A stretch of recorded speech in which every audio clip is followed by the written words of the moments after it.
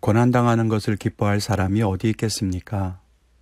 핍박을 받고 환난을 당하고 가난과 저주에 놓여 사람들에게 손가락질 당하는 것을 즐거워할 사람은 아무도 없을 겁니다.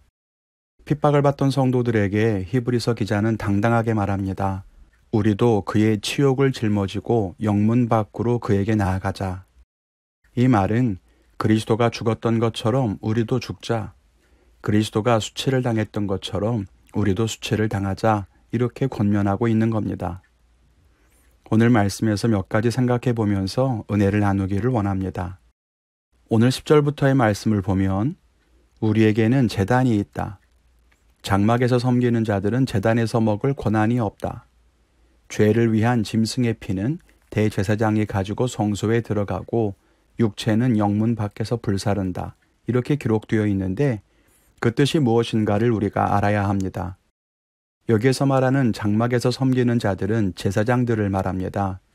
원래 제사장들은 제사를 드리는 제물을 먹을 수가 있었죠. 그런데 레위기 6장에 보면 제사장들이 속죄의 제물을 먹지 못하는 경우가 나오는데 제물의 피를 성소 안으로 가지고 들어가는 제사의 경우에는 제물을 먹지 못하게 했습니다. 보통 제물의 피는 번제단에 바르거나 뿌리거나 등등 성막들에서 해결하게 되는데 성소의 안으로 가지고 들어가는 경우는 이스라엘 전체 회중의 죄를 사하는 경우 그리고 그와 유사한 대속죄일에 해당합니다.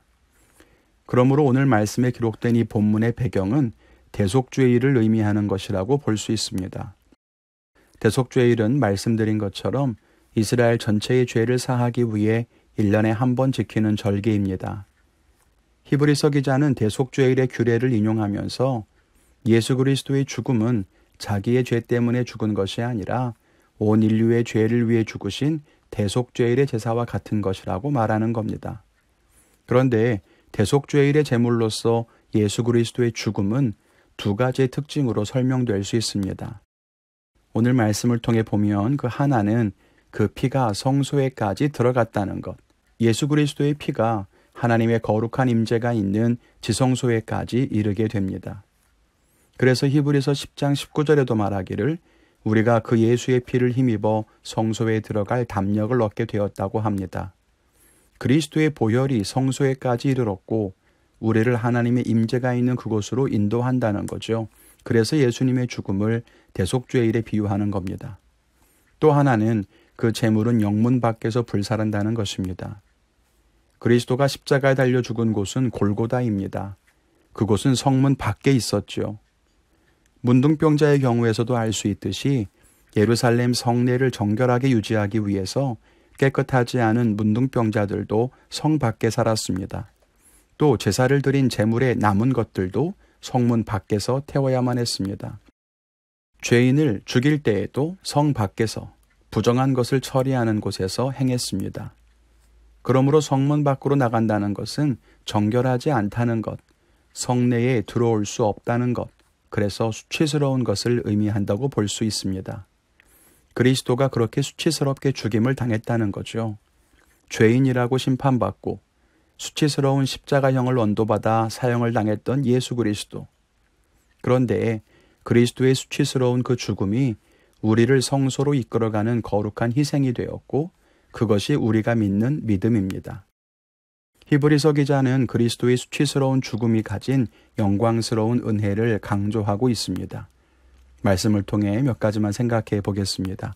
첫째는 그리스도의 보혈을 헛되이 하지 말라는 겁니다. 그리스도의 죽음은 세상적인 관점에서는 수치스러운 것이었지만 그것은 온 인류를 구원하시는 영광스러운 것이기도 합니다. 그렇다면 그리스도의 보혈을 가치 있게 하기 위해서는 어떻게 해야 할까요? 그리스도의 피가 성소로 우리를 이끌어 가실 때 그곳으로 나아가야 한다는 겁니다. 구원을 위해 피 흘리셨다면 구원을 이루어야 그 피가 헛되지 않게 되는 거 아니겠습니까? 그러므로 비록 우리가 환난 중에 있더라도 배교해서는 안 된다는 겁니다. 만일 우리가 다시 이전으로 돌아간다면 그리스도의 보혈이 헛된 것이 되고 마는 거죠. 우리의 죄를 위해 흘리신 보혈이 아무런 공로도 없고 아무런 역사도 만들지 못한 채 헛되게 사라지고 마는 겁니다. 여러분, 예수님을 믿지 않는 것이 왜 죄가 되는지 아십니까? 아니, 단지 그냥 믿고 안 믿고의 차이인데 왜 예수를 믿으면 구원을 받고 예수를 믿지 않으면 영원한 멸망을 당하는가? 예수님이 우리를 구원하기 위해 피 흘리셨다는 것을 인정하는 것은 그분을 찬양하고 높이는 일이지만, 그것을 믿지 않는다는 것은 예수님의 죽음을 헛된 것으로 만들어버리기 때문입니다. 우리도 지금 환난을 지나고 있을지도 모릅니다. 그렇다고 해도 그리스도의 죽음을 헛되게 만들어서는 안 됩니다. 다시 이전으로 돌아가선 안 된다는 거예요. 예수를 포기하고 대신 성공을 취하려고 하면 안 됩니다. 예수를 버리고 경제적인 이득을 얻어봐야 그것이 무슨 소용이 있겠습니까? 우리가 끝까지 고난 속에서도 믿음의 길을 걸어갈 수 있기를 바랍니다. 둘째는 수치를 두려워하지 말라는 겁니다. 히브리서 기자는 당당하게 말합니다. 우리도 그의 수치를 짊어지고 영문 밖으로 그에게 나아가자. 이 말은 환난 중에 있는 성도들에게 도전이 되었을 겁니다. 성문 밖으로 나아가는 것을 두려워하지 말라는 것입니다. 지금 은혜로 받은 것들을 잃어버린다고 해도, 지금 있는 평안하고 안정적인 것들을 빼앗기고 쫓겨난다고 해도 두려워 말라는 것입니다. 그리스도가 성문 밖에서 수치스럽게 죽은 것을 기억하고 우리도 지금의 삶을 영위하지 못하게 될지라도, 설령 쫓겨나거나 조롱당하게 될지라도 두려워 말고 믿음의 길을 걸어가라는 것입니다. 그리스도를 믿다가 오해를 받고 박해를 받고 수치스럽게 느껴질 수도 있겠지만 그런 수치까지도 기꺼이 감당하라고 말하고 있습니다. 여러분, 진정한 영광은 믿음으로 당하는 수치를 뒤따라온다는 것을 기억해야 합니다. 현재의 안정감이나 편안함 때문에 수치당하는 것을 거부한다면 그 뒤에 오는 영광과 은혜를 포기하는 것과 마찬가지라는 것을 알아야 합니다. 예수를 믿는다는 이유로 타협하지 않고 세상과 다른 모습으로 사는 것이 세상 사람들에게는 유난스러워 보이고 또 그런 우리를 조롱하고 비난할 수도 있습니다. 지금 경제적으로 어려운데 믿음만 내세우며 가난을 벗어나지 못하는 모습이 시대착오적이라고 조롱할 수도 있습니다. 그러나 그런 수치를 두려워해서는 안 된다는 거예요. 세상의 조롱 때문에 마음 빼앗겨서는 안 됩니다. 오늘 14절에도 말합니다. 우리는 여기에는 영구한 도성이 없으므로 장차 올 것을 찾는다는 겁니다.